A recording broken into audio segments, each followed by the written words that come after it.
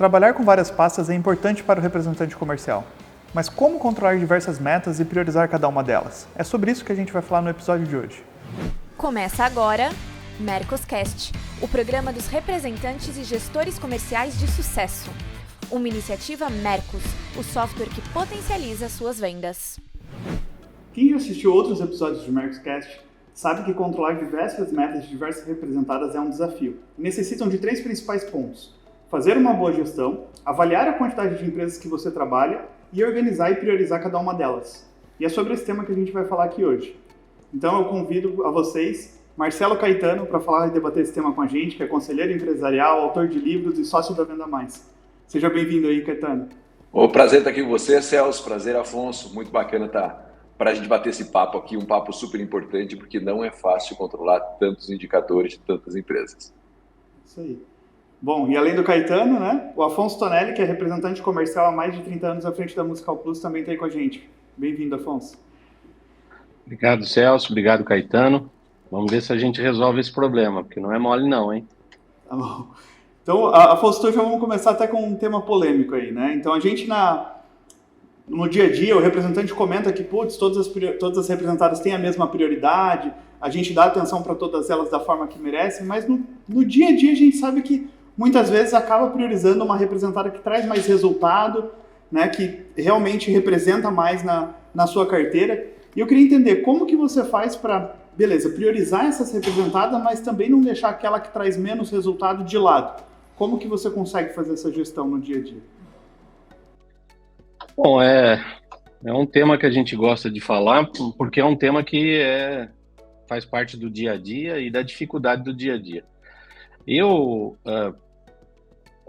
por muito tempo, o que eu costumo fazer quando tenho uma representada é entender o tamanho que eu represento para aquela representada, que é o que a gente aqui debate falando estude, né? Quando a gente fala estudar, é estudar tamanho de mercado, estudar a região que você representa, mas principalmente o quanto você representa para aquela fábrica que ela está esperando daquilo todo mês para você.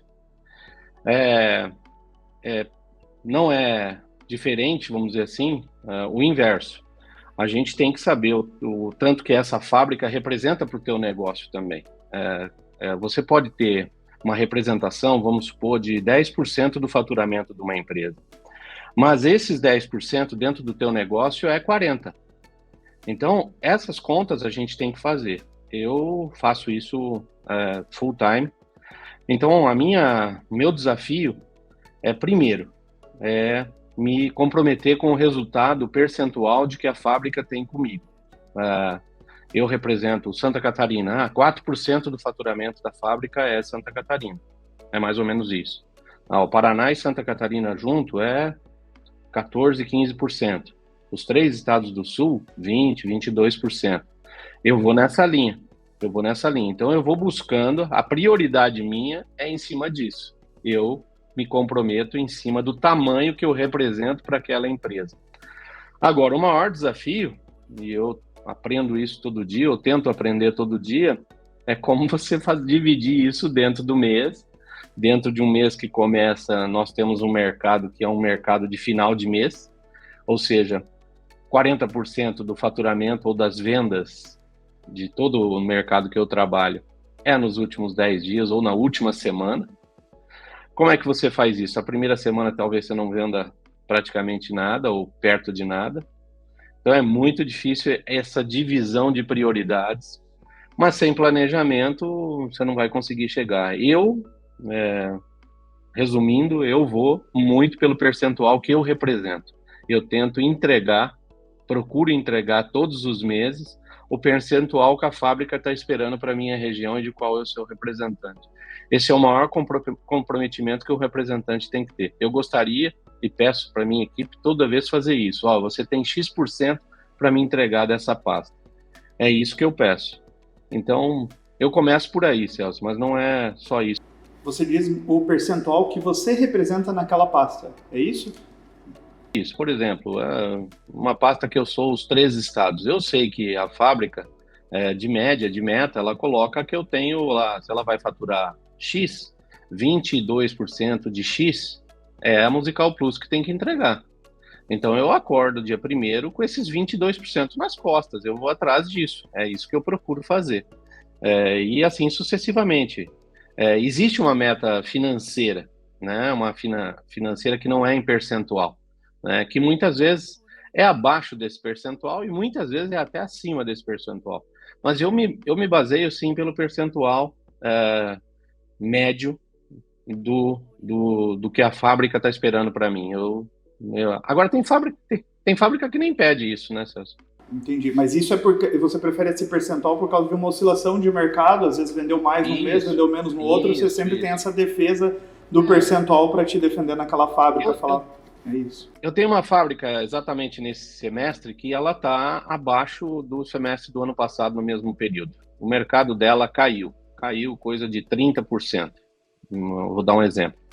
A fábrica está com faturamento 30% menor. O meu, consequentemente, também está. Mas eu continuo representando X% de faturamento dela. Ou seja, não foi a Musical Plus que caiu. É isso que eu quero que eu defendo. A hora que a fábrica analisa o tamanho, ela vai ver que a Musical Plus está defendendo o percentual que sempre defendeu.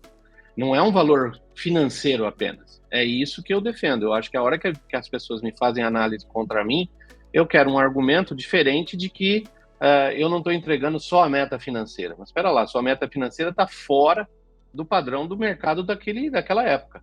É isso. Então eu vou muito pelo percentual, sim. Caetano, comentar? Afonso começou botando fogo na fogueira, botando gasolina na fogueira, né? Você vê que o Afonso está com uma postura defensiva, né? Porque ele falou, cara, às vezes os caras vêm com umas metas que são muito loucas, gerais, pesa em cima de mim com uma representada importante para eles, e eu fico no percentual porque, assim, cara, se eu tenho 22% da meta dele, eu sei quanto eu represento a meta dele, eu me defendo nisso, né? Você vê que a postura do Afonso é uma postura defensiva, o que também demonstra um pouco da postura das representadas, né? De às vezes errar um pouco na mão da meta e não fazer esse balanceamento da meta, né? Você vê que é bacana isso que está acontecendo aqui, porque uma postura gera outra postura, né? E o Afonso está preocupado em entregar em relação ao percentual. O Afonso poderia superar o percentual que ele representa dentro, e com certeza ele trabalha para que isso aconteça. Mas você vê que às vezes a postura do cara de errar na meta faz com que o Afonso tenha que ter uma postura mais defensiva dentro do processo. Eu acho que esse é o primeiro ponto. Representação é um dos cruzamentos mais complexos que tem de indicadores, né, Celso? Porque você tem o indicador de cada representação comercial, então o Afonso está falando de uma, mas são várias, né? O percentual de cada representação comercial e os indicadores da própria representada. E o que eu vejo é que às vezes o representante ele quer controlar tão a fundo esses indicadores que ele acaba não controlando nenhum, né? Então você vê, o Afonso pegou um claro para ele. Eu preciso manter pelo menos a participação que eu tinha para que ninguém possa me acusar de não estar fazendo a minha parte. Então o Afonso tem isso. Só que assim, o Afonso tem várias representadas, mas às vezes o representante tem 3 representadas. Então ele tem a participação e nem sempre ele tem acesso ao número total, né? Porque o Afonso tem, porque ele é muito importante dentro das representadas que ele atua, mas nem sempre os representantes têm o acesso, ele tem o acesso ao próprio indicador. Então é assim, eu vou aqui ser meio cruel, sabe? Bem cruel. Faturamento é o jogo, né, cara? Não adianta, né? Faturamento é o jogo. Eu participo dos dois lados da história, participo do lado do representante e participo do lado da indústria. O cara vendeu o que ele tinha que vender, já livrou a barra dele, né? Não adianta. Fala-se de indicador, assim, e eu sou muito crítico a isso, acho isso muito errado, né? Porque é aquela coisa, bateu a meta, tá tudo bem, não bateu a meta, tá tudo mal. Mas, na verdade, é um pouco isso. Bateu o volume, a galera fala, livrou. Então, a primeira coisa que tem que olhar é volume. Tanto o volume que você tem que fazer na sua representação comercial, como o volume que você tem que fazer para cada representado. E eu estou dizendo porque realmente eu vejo o outro lado da mesa. Esse cara tá vendendo, a venda dele não está equilibrada, não está vendendo tanta família, mas ele está batendo a meta. Pau! Então, o primeiro ponto é volume. Então, você tem que controlar o volume, né? O segundo ponto, a gente defende sempre muito aqui, eu acho importante esse processo, é positivação. O Afonso defende muito positivação e eu concordo plenamente com ele. Positivação é o que mostra se a sua carteira está saudável ou não está saudável, né? Ou positivação ou clientes ativos em 3 meses mostra se a sua carteira está saudável ou não. Porque assim, seu faturamento pode cair e pode subir e a sua carteira está podre, porque você está vendendo para poucos clientes. Ou o seu faturamento pode cair, mas a sua carteira está saudável, significa que os caras não estão repondo tantos produtos. Então, esse é o segundo indicador que eu falo assim, cara, esse é importante de controlar. Positivação e clientes ativos na carteira. O restante, família de produto, tudo, aí vai para uma complexidade que muitas vezes o representante se bate para fazer. E aí, ontem eu estava numa palestra falando exatamente isso. Sem tecnologia não existe, né? Sem tecnologia, esqueça. Então, assim, você tem esses dois indicadores. O outro indicador que tem, para mim, é ticket médio e mix médio. Quanto é o ticket médio que ele tem por cliente e quanto é o número de SKUs que ele vende em média por cliente. Ou, se não quiser SKU para não pegar diferença de embalagem, essas coisas, quantos produtos ele vende por cliente. Então, assim, se o cara controlar produtos, se o cara controlar ticket médio, se o cara controlar clientes ativos e faturamento, para mim, ele já está na frente de 99% do mercado. Porque o que me dá desespero é que às vezes o cara controla tudo e não controla nada. Ontem na palestra foi isso. Representante super bem sucedido, super. Aquela galera do agronegócio que ganha muita grana na representação comercial, mas bastante e há bastante tempo. Eu perguntei para ele assim, eu falei, qual é o número de quantos itens você vende em média para o cliente? Ninguém na sala tinha esse controle. E a desculpa é sempre a mesma, sabe? Depende do perfil do cliente, depende de não sei o quê. Eu falei, eu concordo, eu quero saber o número bruto. Eu quero saber, assim, se você pegar o número de clientes que você vende no mês, certo? Quantos itens em média você vende para o cliente? Ninguém tem o número. Quer dizer, você não controla o básico e aí você vai querer controlar o mais complexo, né? Isso, muitas vezes, por erro do representante e muitas vezes porque a representada também perde o foco do que é mais importante e começa a colocar o foco no detalhe lá, né? E aí o cara que não controla nenhuma coisa, aí começa a não controlar absolutamente nada. Então, para mim, esses são os indicadores que demonstram se a sua representação comercial está saudável e se as suas representadas estão saudáveis, né? E aí você vai jogar o seu jogo. Comece fazendo isso, né? Diariamente, sabe? Eu sempre falo, você só controla o que diariamente você olha. O Afonso sempre fala isso, cara. Isso eu controlo quase todo dia. Porque esse é o pulso da sua representação comercial. Depois você vai controlar o mais complexo. E para te ajudar a fazer a gestão de todos esses indicadores e todas essas representadas, eu te convido a conhecer o Mercos, que foi um sistema pensado para o representante comercial. Então acesse mercos.com/teste grátis e experimente você mesmo. Interessante, eu acho que essa questão de simplificar é uma dica tanto para o representante quanto também para o gestor, né? O gestor também tem que estar ciente de que aquele representante ele não é a única pasta dele. Então ele querer controlar vários indicadores para um representante, sabe que todas as indústrias não vão ter essa capacidade, né? Então simplificar em alguns poucos indicadores, acho que é uma dica bem prática aí, Caetano, que faz bastante sentido. Eu acho que se você quiser, desculpa, porque se você quiser ter o seu para sua representação e um diferente para cada representada, e eu concordo, você falou uma coisa super importante, o gestor às vezes erra, porque ele quer que o cara tenha um controle que não existe, cara, e que não vai ter, sabe? É falta de sensibilidade, né? E eu acho que essa falta de sensibilidade cobra um preço muito alto. Desculpa te interromper. Não, mas é isso mesmo. A gente vê aqui no dia a dia que a gente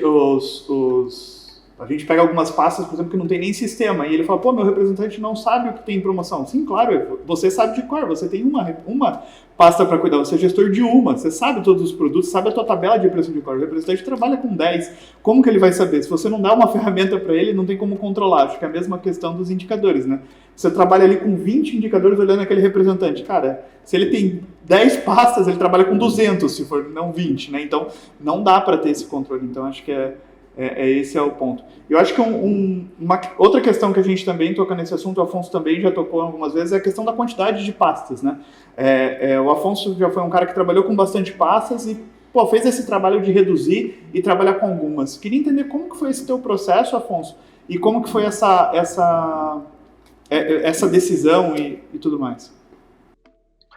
Bom, tudo começa com uma necessidade de você construir o teu portfólio, né? O portfólio que você tem não é geralmente o portfólio que você quer, né? Ou, principalmente no início do negócio ou na hora que você está construindo o seu negócio, né? Eu não vou dizer que eu estou precisando de pasta hoje, mas a gente já conversou aqui. Eu trabalho para que o meu telefone toque sempre, né? Ou seja, eu mesmo com uma pasta consolidada que eu tenho, eu trabalho para que uma empresa me ligue e me ofereça uma região, um faturamento razoável. Isso acontece com uma regularidade boa. Obviamente existe o conflito de negócios que hoje, por mais visado que a gente esteja, mais oferta você recebe.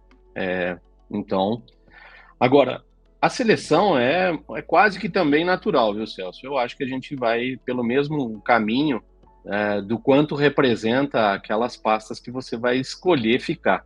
É o tamanho do negócio dentro do teu negócio. Você acaba limpando, sem nenhum menosprezo a essa ou aquela pasta, mas vai pelo tamanho do que representa em faturamento e o que te traz de grana para sustentar o teu negócio e fazer a última linha sobrar. Eu fiz assim, eu acabei ficando com pastas um pouco maiores, vamos dizer. Quando eu falo maiores, é maiores em faturamento, mesmo que a região seja menor. E com as pastas que eu pudesse abranger uma região maior, eu dei a preferência também. As pastas que eu tenho um estado e que ela não representasse um faturamento grande, eu fui abrindo mão. E também aconteceu comigo, e talvez eu tenho visto alguns colegas de outros setores que a gente acaba conversando, que as escolhas acontecem por conta começa a conflitar, né? E você acaba escolhendo a maior daquela do conflito. Eu tenho uma pasta que é uma distribuidora de acessórios, por exemplo, ela importa 20 marcas. Quantos produtos ela conflita com outras menores? Então é uma seleção natural, mas indo para o lado da meta por empresa, se você é impossível, eu diria isso, eu não gosto de usar essa palavra, mas é impossível um cara que tenha acima de, sei lá, 8, 10 pastas, bater meta em 8, 10 pastas ao mesmo tempo, controlar a meta disso e controlar o gestor disso, sem ter uma equipe. Eu vejo caras aí com 10, 12 empresas, não tem base no escritório, não tem sistema e tá aí na rua. Eu acho isso, para mim, impossível. Eu não consigo mais fazer isso, eu não consigo enxergar, bater isso. Então, a primeira regra que eu coloquei para que eu conseguisse entregar metas para diversas representadas é diminuí-las. Eu acho que esse é o ponto, é o primeiro pré-requisito que eu fiz e eu confesso que deu certo. Foi o que me ajudou bastante a ficar forte nas empresas que eu escolhi ficar. Interessante. E acho que outra questão que você comentou também é a estrutura, né? Então, acho que quanto mais empresas,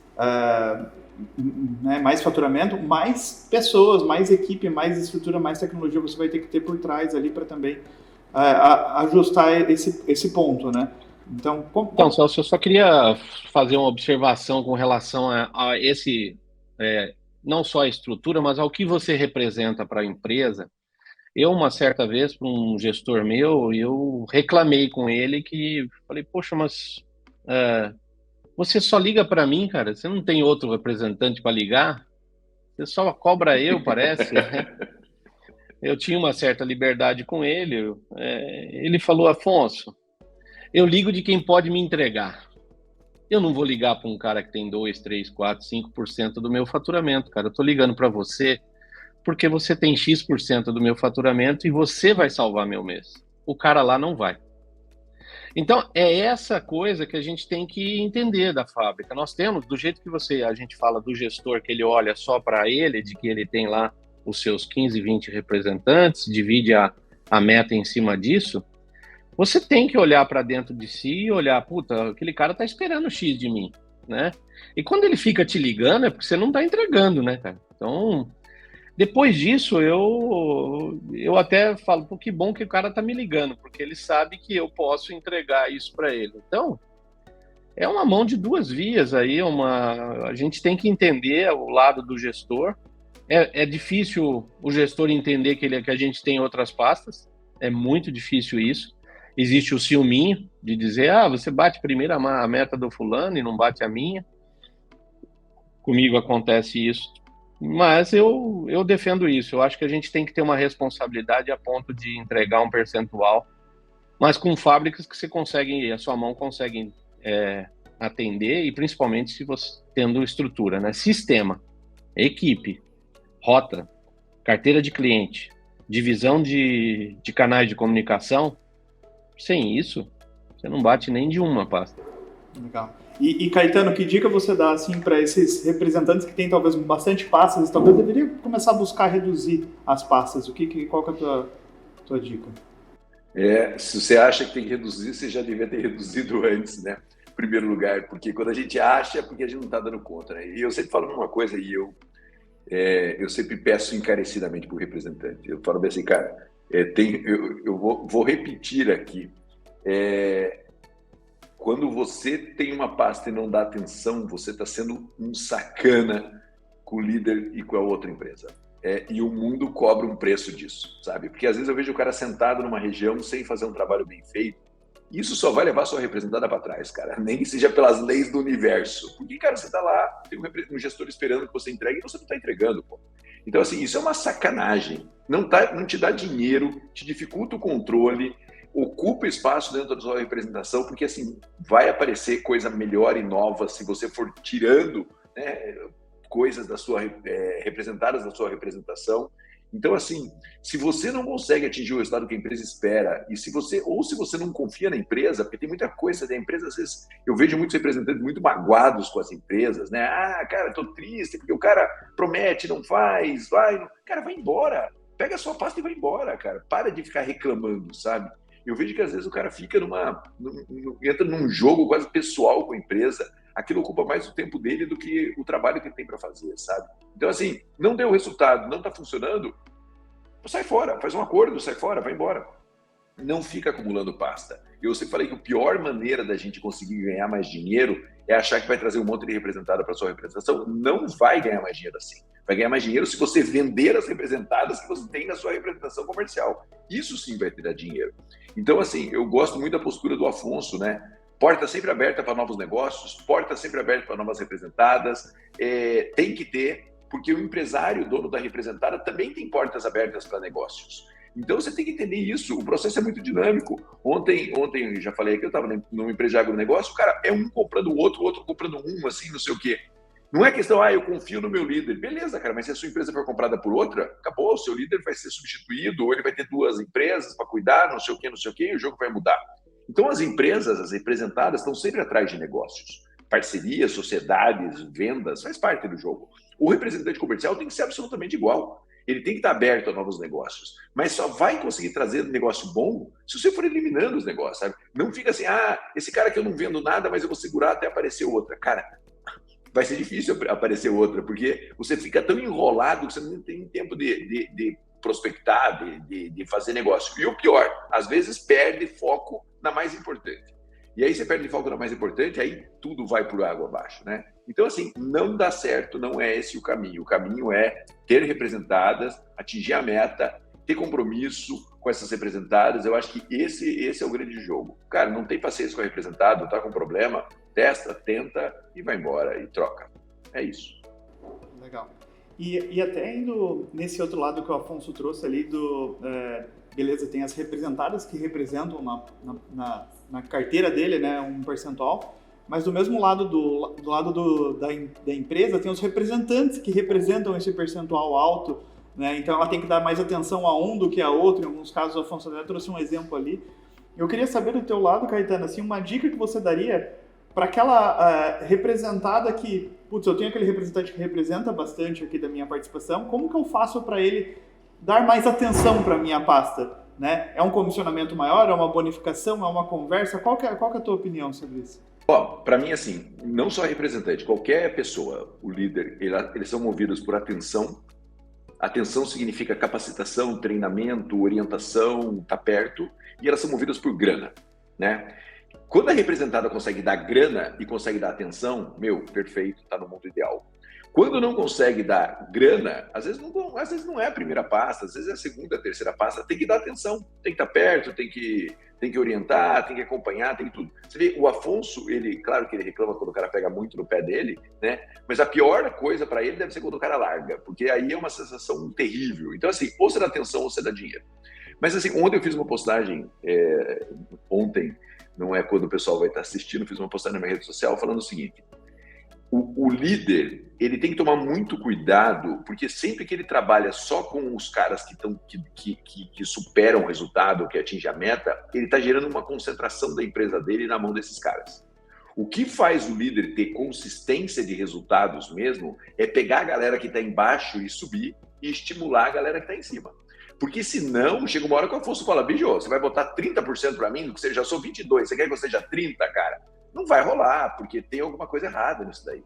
Então, o jeito do gestor consistentemente conseguir resultado da equipe é subindo a régua da galera que não está atingindo. E eu vejo que muitas vezes o cara ele fica forçando em quem está atingindo, isso vai gerar uma concentração de vendas na mão desses caras. E isso é ruim para a empresa no longo prazo. Se você quer gestor, se você quer consistência no seu resultado, você precisa de verdade trazer os caras de baixo para um equilíbrio, porque senão você vai quebrar. Aí o gestor fala: pô, eu vou ficar só correndo atrás de quem está fraco? Não, cara, você vai atrás de quem está fraco e vai incentivar o cara que está forte. Um dos gestores mais fortes que eu conheço, e era supervisor, né? Ele falava: o cara estava abaixo da meta, ele ia para a região, ficava 2 dias com o cara, voltava a fazer isso 3 vezes. Na terceira vez ele falava: bicho, esse cara está indo ou esse cara não vai. E ele buscava uma alternativa melhor para isso, mas com a consciência tranquila de que ele fez a parte dele. Então é isso, gestor, faça a parte sua. Com os caras que não estão atingindo a meta, vai entender por que esses caras não estão conseguindo atingir o resultado, se ele não tem perfil, se ele tem uma região errada, se a meta dele está errada, ou se ele não está afim mesmo.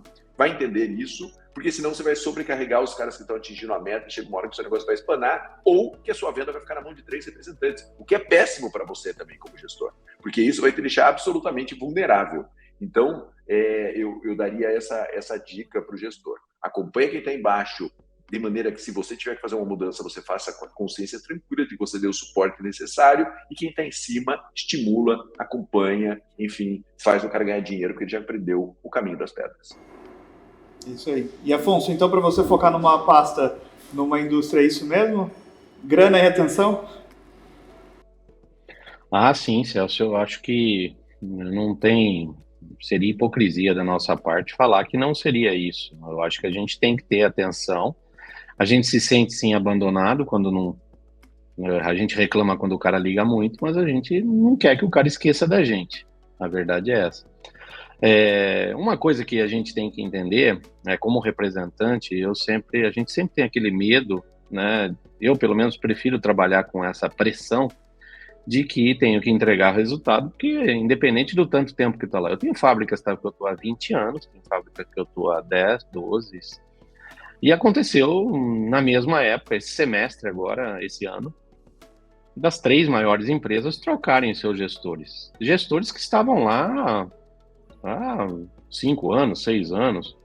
Então você, o representante, acha que você está lá na cadeira cativa, né? E o que aconteceu? O cara começa a mexer, como o Caetano disse, ele vai atrás dos números que estão destoados. Aonde que eu defendo a questão do percentual, de você ir atrás do seu percentual de defesa, né? O Caetano falou muito bem isso, é um trabalho defensivo do representante, mas é um trabalho de segurança. O cara entrou nas 3 empresas lá, ele olhou o número de todo mundo, não olhou só o meu. Mas é óbvio que ele olhou o número e viu qual que ele vai mexer. Qual que ele vai conversar? Qual que ele vai pensar em trocar? O que está no vermelho. O cara que está mexendo, está dependendo do percentual, está tudo errado dentro da empresa, gestão, sistema, está tudo errado. Mas o cara está defendendo o número percentual dele, ele não vai mexer. Então eu defendo isso, porque essa coisa de dizer aqui ninguém vai me mandar embora, aqui eu sou o cara, esquece. Não existe isso, não existe cadeira cativa. Eu já ouvi essa frase de um dono de uma empresa, numa convenção de vendas. Aqui ninguém tem cadeira cativa. Trate de trabalhar. Mais ou menos assim ele disse. Então, eu trabalho todo dia pensando nisso. Espera lá, eu vou defender o meu, porque amanhã esse cara que está me gerindo aqui pode ser trocado, a empresa pode ser vendida. Eu também trabalhei numa empresa que foi vendida por um outro grupo, e o outro grupo era concorrente de uma empresa que eu representava. Eu tive que sair, tive que escolher uma empresa. Então, essas coisas acontecem todo dia com a gente. Parece que isso não vai acontecer. eu trabalho pensando nisso. Eu trabalho pensando que aquele gestor, aquela empresa pode mudar alguma coisa e pode influenciar no meu negócio. Então, eu defendo bater meta ou defender aquele percentual de meta para que na hora da divisão de quem vai sair, da cabeça que vai ser cortada, eu, pelo menos, não seja a primeira. É isso que eu penso. Afonso, aquela história, né, Afonso? Você não tem que correr mais rápido que o leão, você tem que correr mais rápido que o seu amigo. Exato. Não, mas é exatamente essa analogia. Eu não vou conseguir superar o leão, né? Mas eu tenho que deixar, sei lá, o cara mais fraco fazer o leão cansar com ele. Pô, hoje o Afonso está dando dicas viscerais. Mas os mercados nos faz um pouco assim, né? É muito difícil. É difícil. Eu como representante, já falei aqui, o que eu me orgulho é de estar há 20 anos numa empresa. Porque isso defende você na rua. Você entra dentro de um lojista, ele fala, pô, esse cara é representante há 20 anos dessa pasta. Alguma coisa de bom ele tem, porque já se passaram 2, 3, 4 gestores lá e ninguém mandou esse cara embora. Ou não se faz essa análise? Claro que se faz.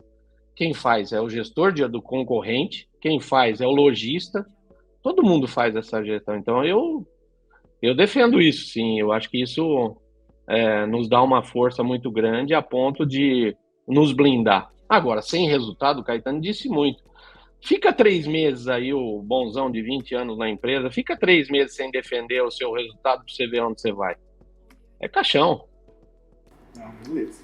Acho que temos ótimas dicas aí. Afonso, Caetano, muito obrigado. Queria ver se vocês têm alguma dica final aí para dar para o nosso público, para a gente encerrar o episódio. Quais são os indicadores que você vai controlar todos os dias, representante? Decida isso e controle, ponto final, e vai para o jogo. Mas todo dia. A gente não controla nada que a gente não controla todos os dias, sabe? Eu acho que a gente, às vezes, acha que eu controlo mensal. Cara, se você não tiver um sistema e tudo, é meio que fechar a agência bancária. Sabe? Antigamente era assim, você fechava a agência deu o resultado, quanto rodou de dinheiro, quanto ficou, não sei o que, não sei o que. É isso. Sua representação tem que ter um controle diário. O representante que não... Ele sabe quantas positivações ele tem que fazer em cada fábrica, qual o ticket médio para ele atingir a meta em cada fábrica, quais os canais de comunicação que ele precisa ter para funcionar, para bater a meta. Se ele fizer essa base, eu não vou dizer que é automático de vender, mas é muito difícil ele não bater a meta, só por conta de algum problema de mercado ou falta de mercadoria.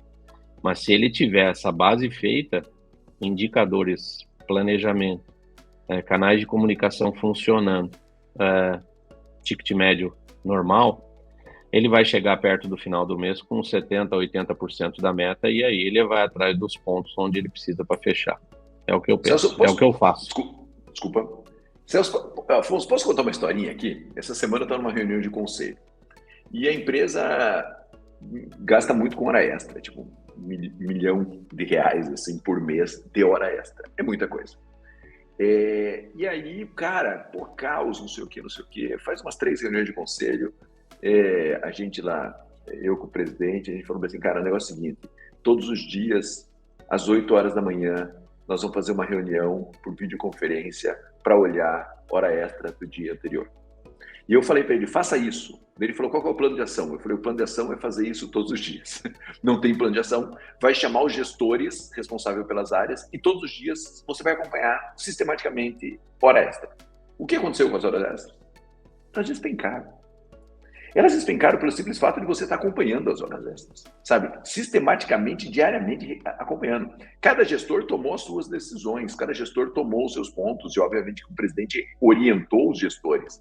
Mas, na verdade, é o seguinte, se não olha todo dia, não controla e não acompanha, perde o foco rapidamente. Então, às vezes, as pessoas falam assim, pô, Caetano, mas você acha que uma reunião diária vai resolver? Cara, a reunião por si só não vai resolver, mas ela vai botar luz sobre o assunto e se aquilo incomodar, você vai dar um jeito de resolver. Você vai trabalhar para resolver. Agora, quando você finge que não está vendo ou porque você não acompanha, porque você não tem um momento diário de acompanhamento, isso vai por água abaixo, cara. Não tem jeito. Ah, vai fazer a vida inteira a reunião para baixar? Não. Uma hora vai chegar no patamar que você queria e aí você vai começar a espaçar isso, vai ficar só no indicador de performance. Mas para reverter uma curva, para criar um movimento, é todo dia. Ótimo, ótima dica. Bom, obrigado mais uma vez, Caetano, obrigado mais uma vez, Afonso, obrigado a você que também nos acompanhou até aqui. Se gostou desse episódio, compartilhe com seus amigos, seus colegas e até a próxima.